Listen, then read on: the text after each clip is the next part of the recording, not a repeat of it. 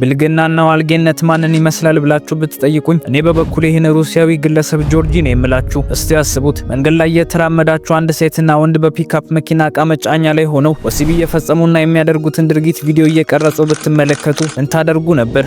እኔም ስልኬን አውጥቼ ቪዲዮ ቀርጻለሁ እንደማትሉኝ ተስፋ አደርጋለሁ። ባለጌን ካሳደገ የገደለ ጸደቀ እንዲሉ አበው የ23 ዓመቱ ጆርጂና የ42 ዓመቷ ታይላንዳዊት ሴት ያደረጉት ድርጊት በመላው ታይላንድና በዓለም አቀፍ ደረጃ እጅግ ውግዘትን ያስተናገደ ሁነት ሆኗል። በተለይም በካሜራ ሪከርድ ተደርጎ በሶሻል ሚዲያ ላይ የተሰራጨው የእነዚህ ሰዎች የወሲብ ድርጊት በታይላንድ ፖሊስ ከፍተኛ ቁጣ በመቀስቀሱ የታይላንድ መንግስትና ፖሊስ በሁለቱም ግለሰቦች ላይ ከፍተኛ ቅጣት ጣለ። ከሁሉ በላይ ደግሞ ነገሩን በጣም ትኩረት እንዲስብ ያደረገው የ23 ዓመቱ የሩሲያ ዜግነት ያለው ጆርጂ የታይላንድ መንግስትና ፖሊስ ያስተላለፈው ቅጣት እጅግ በጣም ልክ አይደለም፣ እኔ አልቀበለውም፣ አንዱንም ድርጊት አልፈጸምኩም ብሎ የታይላንድ ፖሊስና መንግስት ላይ እየተሳደበ ብሎም እያንጓጠጠ መናገሩ ነበር። በእርግጥ የታይላንድ ፖሊስ ምን አይነት ውሳኔ ቢወስን ነው ጆርጂ ይህን አይነት አስተያየት የሰጠው? የታይላንድ ዜግነት ያላት ሴትም ስለምን በጉዳዩ ላይ አስተያየት ከመስጠት ተቆጠበች? ቡራን አድማጭ ተመልካቾቻችን ላይክ እና ሰብስክራይብ በማድረግ እስከ መጨረሻው ከተከታተላችሁ የሰሞኑን የሶሻል ሚዲያ አየር የተቆጣጠረውን ይህን ቪዲዮ እና ታሪክ የምነግራችሁ ይሆናል።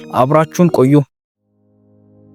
ክቡራን አድማጭ ተመልካቾቻችን ለቻናላችን አዲስ ከሆናችሁ ሰብስክራይብ እና ላይክ በማድረግ ዓለም ላይ የተከሰቱ መሳይ ታሪኮችን፣ ወቅታዊ ጉዳዮችንና የታላላቅ ግለሰቦች ታሪኮችን የሚያገኙ ይሆናል። በእርግጥ ስለ ታይላንድ ሳስብ የእውቁ አርቲስት የቴዎድሮስ ታደሰ ሙዚቃ ይመጣብኛል። ሰምቶ ዝም አለ ጆሮዬ፣ አይቶም ዝም አለ ይሃይኔ፣ ሆድ ከታገሰ ከቻለ ትዕግስትን ያህል ምን አለ ብሎ እያቀነቀነ አይተን እንዳላየን ሆነን እንድናልፍ ሰምተንም እንዳልሰማን እንድንሆን በውብ ዜማና ግጥም አድርጎ ሰርቶልናል። ነገር ግን በሀገረ ታይላንድ ስለተፈጸመው ስለዚህ ብልግና ስነግራችሁ ስለ ታይላንድ አንዳንድ ነገር የሰማዋቸውንና ያየዋቸውን ነገሮች አይቶም እንዳላየ ሰምቶም እንዳልሰማ ሆኖ ማለፍ ስላልቻልኩ እንዲሁ አንዳንድ ነገር በወፍ በረር ልንገራችሁ። በ2024 ዓመተ ምህረት ኢንተርናሽናል ዩኒየን ኦፍ ሴክስ ወርከርስ ሪፖርት ባደረገው ጥናት መሰረት ታይላንድ ውስጥ ከ250 ሺህ እስከ 300 ሺህ የሚጠጉ ሴቶች በሴተኛ ዳሪነት እንደሚተዳደሩ የሚያሳይ ሲሆን በተጨማሪም ከአጠቃላይ የዜጎቿ ቁጥር ከ0.3 እስከ 0.6 የሚደርሱ ሰዎች ትራንስጀንደር ወይም ጾታቸውን ከወንድ ወደ ሴት የቀየሩ አሊያም ከሴት ወደ ወንድ የቀየሩ መሆናቸውን ያሳያል። ታዲያ በዚህ ልክ እንዴት የበዙ ቁጥሮች ሊመዘገቡ ቻሉ ብላችሁ ልትጠይቁ ትችሉ ይሆናል። የመጀመሪያው ምክንያት በታይላንድ ጾታ በመቀየር ላይ የተሰማሩ ሐኪሞች በዘርፉ ጥርሳቸውን የነቀሉ እጅግ በጣም ጎበዝ ሐኪሞች የሚገኙ መሆኑ ሲሆን ይህን የቀዶ ሕክምና ሂደት ለማካሄድ 4 መንገዶችን ይከተላሉ። የመጀመሪያው ብረስት አጉመንቴሽን የሚባለው ሲሆን ይሄም ሂደት በዋነኝነት በሚዋጥ መድኃኒትና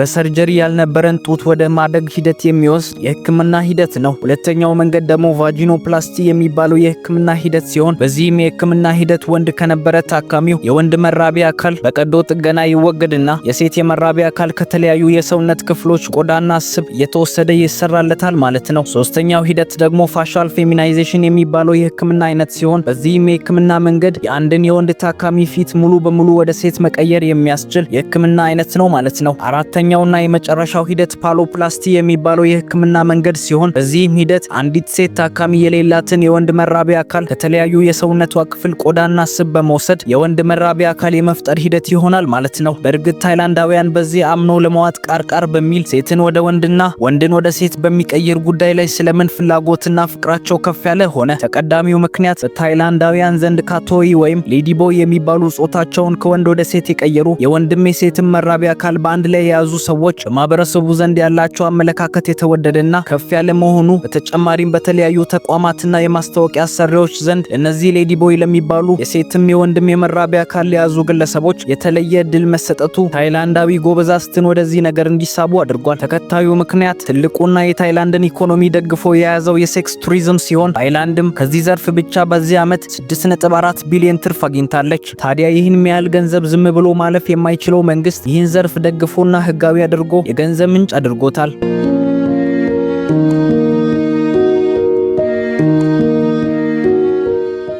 ታይላንድ ሄጄ ምን አጥቼ ሁሉ በጄ ሁሉ በደጄ ብለን ይህን ያህል ስለ ታይላንድ አስቀያሚ ገጾች ካወራን ቀጥሎ ደግሞ ስለ ስነ ምግባር ብልሹ ጆርጂ ልንገራችሁ። ጆርጂ የራሺያ ዜግነት ያለው የ23 ዓመት ወጣት ሲሆን ገና በልጅነቱ ነፍሱ ክፉ ነገርን የወደደችለት ሰው ነበር። ታዲያ ይህ ግለሰብ አልባሌ ድርጊቱን ለመፈጸም ታይላንድ ከመምጣቱ በፊት በሀገረ ራሺያና በአንዳንድ አውሮፓ ሀገራት እየተዘዋወረ የወሲብ ፊልም ለሚሰሩ ዌብሳይቶች ወይም ድረ ገጾች የወሲብ ፊልም ተዋናይ በመሆን ብዛት ያላቸውን የወሲብ ፊልም ሲሰራ ከርሟል። ራሱን በአውሮፓ በአውሮፓና በራሽያ መገደብ ያልፈለገው ልጅ እግሩ ጆርጂ መዞር እኔን መች ሰለቸኝ፣ ገና ብዙ ይቀረኛል፣ አንቺን እስካገኝ ድረስ መች ድካም ይሰማኛል ብሎ በወርሃ ሴፕቴምበር 2025 ዓ.ም ወደ ኤሲያዊቷ ሀገር ታይላንድ ገባ። የታይላንድን የሴክስ ቱሪዝምና የወሲብ ነጻነት የሚያውቀው ጆርጂ አነጋጋሪና የሰውን ቀልብ የሚስብ ስራ ልስራ በማለት በሚሄድ ፒካፕ መኪና ላይ በመሆን ወሲብ እያደረገ ራሱን ቪዲዮ ሪከርድ ለማድረግ ወሰነ። ለዚህም የወሲብ ድርጊቱ የሚጠቀምባትን ሴት ለመፈለግ በታይላንድ ጎዳናዎች ላይ ቅኝት ሲያደርግ ቢከርምም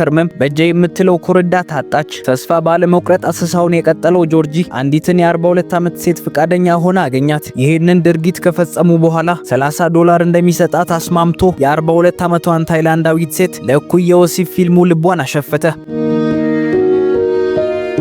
ተጭነውበት የወሲብ ቪዲዮ የሚቀርጹበት ተሽከርካሪ ያስፈልጋልና ለዚህም እንደ መፍትሄ መኪና ወደሚያከራዩ ተቋማት በመሄድ ፒካፕ መኪና በመከራየት ዝግጅቶቻቸውን ጨረሱ። ወደ አመሻሽ አካባቢም እነዚህ ሁለት ግለሰቦች በተከራዩት መኪና ወደ ከተማይቱ አውራ ጎዳና ወጡ። በአውራ ጎዳናውም መኪናው ሲንቀሳቀሱ ሁለቱም ግለሰቦች ልብሳቸውን በማውለቅ እርቃናቸውን ሆነው ወሲብ መፈጸም ጀመሩ። በፎቶ ላይ እንደምትመለከቱት በሌላ መኪና ቪዲዮ የሚቀርጻቸውን ሰው በማስቀመጥ ድርጊታቸውን ለ1 ደቂቃ ያህል ከከወኑ በኋላ ሁለቱም ተመራርቀው ተለያዩ። ጆርጂም የተቀዳውን ቪዲዮ ወዲያውኑ በማህበራዊ ድረገጽ አሰራጨ። ይህንንም የተመለከተው የታይላንድ ፖሊስ በቁጥጥር ስር ለማዋል አሰሳውን ጀመረ። የመንገድ ዳር ሲሲቲቪ ካሜራዎችን በመመልከት ፖሊስ የመኪናውን ታርጋና ባለቤት መለየት ቻለ። እነሱን በቁጥጥር ስር በማዋል ምርመራ ሲያደርጉ ጆርጂ ፓስፖርቱን ተጠቅሞ መኪናውን እንደተከራየ አወቁ። ጆርጂንም በቁጥጥር ስር ለማዋል ፖሊስ ተንቀሳቀሰ። ጆርጂም ከሀገር ሊወጣ ሲሞክር ኤርፖርት ላይ በቁጥጥር ስር ዋለ። ፖሊስ ሲመረምረው ጆርጂ ድርጊቱን አልፈጸምኩም፣ አንታችንን ወይም ግልግል ሱሪያችንን ሳናወልቅ ነው ድርጊቱን የፈጸምነው፣ ስለዚህ ጥፋተኛ አይደለውም አለ። የሀገሩ መንግስት ከዚህ በኋላ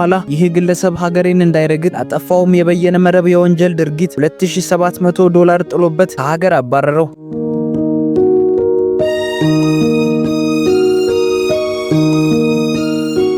ጆርጂም የተጣለብኝ ቅጣት ባልሰራሁት ወንጀል ስለሆነ ተገቢ አይደለም ሲል ሞገተ። ክቡራን አድማጭ ተመልካቾቻችን እናንተስ በዚህ ጉዳይ ምን ትላላችሁ? እስቲ ሐሳብ አስተያየታችሁን በኮሜንት ቦክስ ላይ አስቀምጡልን።